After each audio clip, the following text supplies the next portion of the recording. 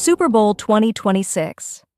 As the excitement of the game fills living rooms across the country, the broadcast unexpectedly shifts. The screen darkens, then reveals a line of faces survivors of Jeffrey Epstein. Each mouth is crossed out with a stark black mark, an emblem of voices silenced. Hands clutch childhood photos, faded corners and worn edges telling stories of innocence lost. The silence lingers. Eyes meet viewers, steady and unblinking, carrying a quiet urgency. No music, no slogans, just the weight of memories, the gravity of what remains unsaid. This moment is not for entertainment or profit. It is a direct appeal, a demand for justice, delivered wordlessly yet unmistakably. Each face stands witness asking, "Will you see us? Will you listen?" Epstein's death in 2019 left survivors without closure. They have testified, shared truths, and waited for accountability.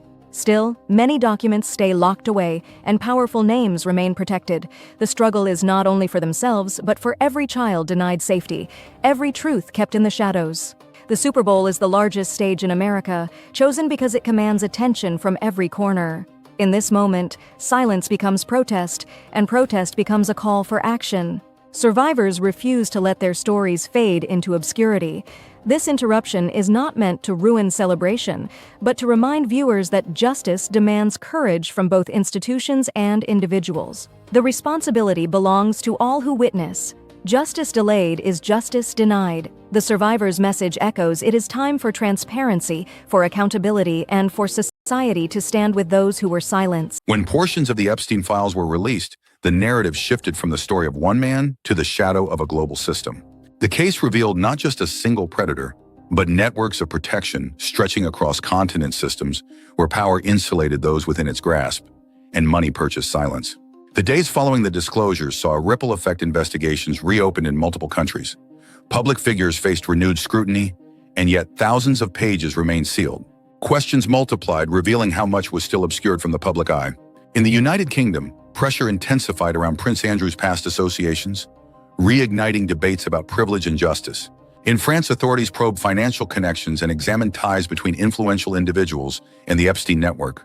Norway launched inquiries into the movement of money and relationships among elites. In the United States, names from politics, business, and entertainment appeared in travel logs and correspondence raising profound ethical questions, even where no formal charges were filed.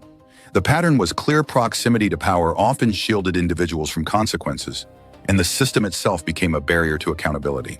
The documents exposed more than just names.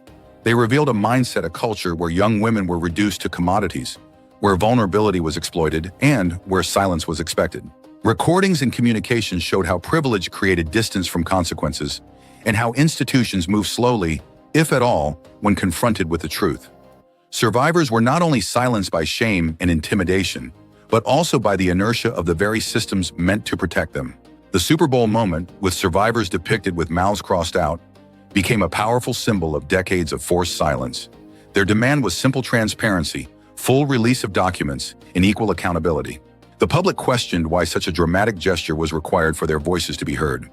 Yet this is not about politics or party lines, it is a human issue. When influential individuals avoid scrutiny, the message spreads that protection is reserved for the connected, and justice becomes selective.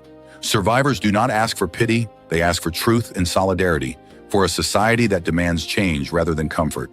Thousands of pages remain unreleased, with officials citing privacy and national security. While these concerns may be legitimate, transparency builds trust. The current debate centers on the balance between protecting the innocent and exposing wrongdoing. Until clarity prevails, suspicion lingers. After the Super Bowl video aired, public conversation reignited. Social media trended, petitions gained momentum, and news outlets revisited the case. One video cannot solve everything, but it can spark awareness, and awareness leads to pressure. Pressure is the beginning of change, and courage is not the absence of fear, it is speaking out despite it. What can we do? Keep the conversation alive. Support organizations that aid survivors. Advocate for transparency through lawful civic engagement. Listen to survivors with empathy and without reflexive dismissal. Refuse to let memory fade, because justice fades when memory fades. For survivors, this is not just a headline, but a lifetime. We end where we began, with crossed-out mouths but voices louder than ever. Epstein is gone, but the systems that enabled him remain. They will not dismantle themselves. They require persistence, integrity, and collective pressure. The truth is there. The question is whether we are willing to face it. This is not the end, it may be the beginning of accountability, and every one of us has a role to play.